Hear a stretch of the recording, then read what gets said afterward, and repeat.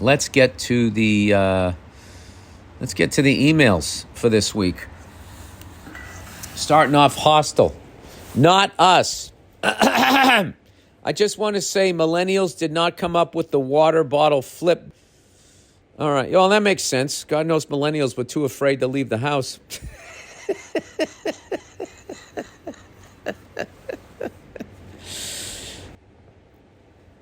I saw this awful thing where this old broad was going like, yeah, I'm a Gen Xer, man. Like, if you wonder why we're loners, we do this and da-da-da, it's because we didn't have parents around. Da-da. Why are you trying to make us out like we won? We didn't win a war. We didn't do anything. What are you talking? Well, maybe the Gulf War. Was that really a war? It was more like a mini-series. The first one. The Star Wars, before The Empire Strikes Back, and now I think we're into the Return of the Jedi portion of this exercise over there. Yeah. Like, I remember I just started cringing when I was watching this, just going like, who are you making this for? For other morons in your generation that are going to be like, yeah, our music was the best, our stuff was the, like, what are you doing?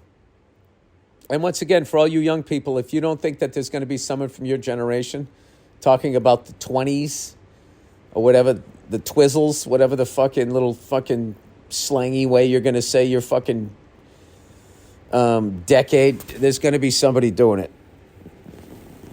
I got to find that video. I so want to, as a Gen Xer, I don't condone this message. Get out of your ego. You're fucking old. Let young people have a good time.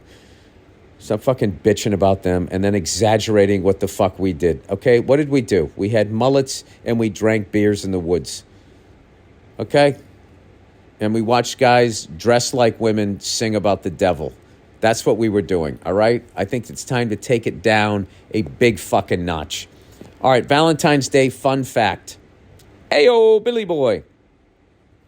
Longtime fan and podcast listener from Germany here. Hey, the motherland for most of my genes.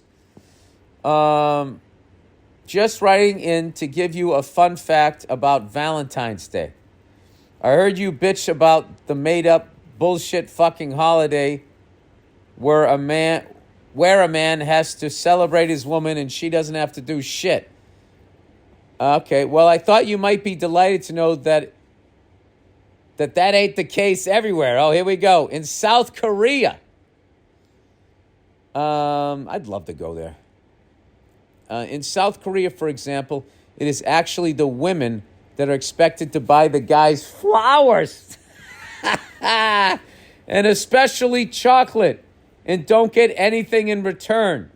That is until a month later, on the 14th of March. It's called White Day. And then it's the men's turn to give gifts. I wonder why it's called White Day. You got to give them lilies. In the end of the day, it's all corporate bullshit anyways. But hey, at least this way you know that your girl got you, so you can think twice about what you want to get her. Take care, Freckles. Love your stuff.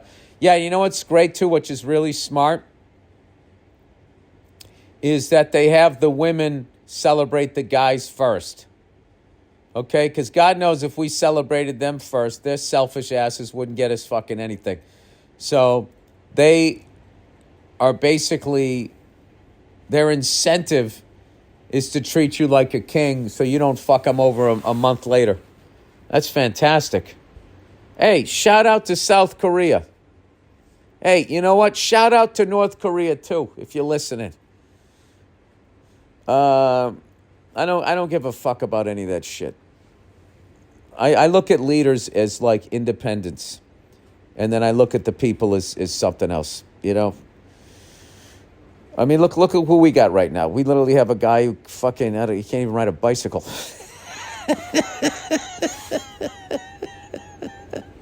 It is a lying, like such a lying sack of shit. It's like fucking, it goes into like, he like lies so much, you're almost like, is this guy This guy has to believe these lies. They're so fucking crazy. Have you seen that clip of him where he's like, I'll have you know I graduated the top of my class. I fucking saved a bunch of people from a burning building. He fucking just went off about himself. And it was all lies. And if you watch the confidence that he delivered this fucking message, I mean, unless he had some massive change of heart, because he was well into like his 50s when he was doing that. So you're kind of who you are, right? I don't know. I like to think I'm still changing, you know, trying to peel off another layer of the onion. Remember when Madonna she used to always say that, justify, you know, why her titties were out, whatever the fuck it was she was doing. I actually am a big fan of Madonna, you know. I like that song. I think we're alone now. Doesn't seem to be anyone around. And of course, her biggest hit. Oh, Mickey, you're so fine, you blow my mind. Hey, Mickey. Hey, Mickey. Borderline. That was my favorite one. Feels like I'm going to lose my mind. The 80s, man, it was the greatest decade ever. You fucking kids today, you know, with your fucking youth, and your whole life's ahead of you. You fucking assholes. I have to find that Gen X video, and I gotta. Do you, Bill? At 54, do you really have to go find an Instagram post and comment on it, you fucking loser? You're right, I don't. I need to Get a Life. One of the greatest underrated sitcoms of all time. Get a Life with Chris Elliott. Back in the 90s, man. You guys missed it, man. We went from ABC, NBC, CBS to Fox and WB. They added 2 new networks. You have no idea what a big deal that was. All right, Ohio. For the record, I downloaded the new Yachty album. Lil Yachty, as opposed to Big Yachty. Lil Yachty. You know? He's being smart with his money. I will tell you, I got to be old here. What is funny is listening to young people talk about sex. It always reminds me of my drummer, Frank Shushan, my drum teacher, right? Frank Shushan, the last of the great Armenian trap drummers. He used to tell me, he was in his 70s and I was in my 20s, and he was telling me these stories of stuff he did back in the day, and my jaw was on the ground, and he just laughed, and he goes, let me tell you something, kid. Every generation thinks they're the first generation to fuck. Which is why when I listen to like that overtly like sexual fucking lyrics and stuff, I don't know, you're just sitting there going like, all right. So this is like, I guess this was considered shocking in my generation too. We thought we were shocking older people. And now I realize that older people were listening to the song going like, yeah, I've done all of that and then some. Except for the religious prudes. Yeah, you guys missed it, man. You missed the 80s. Yeah, go read up on the PMRC, man. When they tried to take our fucking music away. And the great Dee Snider went up in front of the fucking, I don't know what it was. It was a bunch of old guys in suits. And he made a point, and then he flipped his fucking hair to let them know Generation X was in the fucking house. You mumble rap sons of bitches. You don't know what it was like. All right. I will tell you what was better in the 90s. Baseball. Oh, my God. The fucking steroids 90s. I mean, that was something.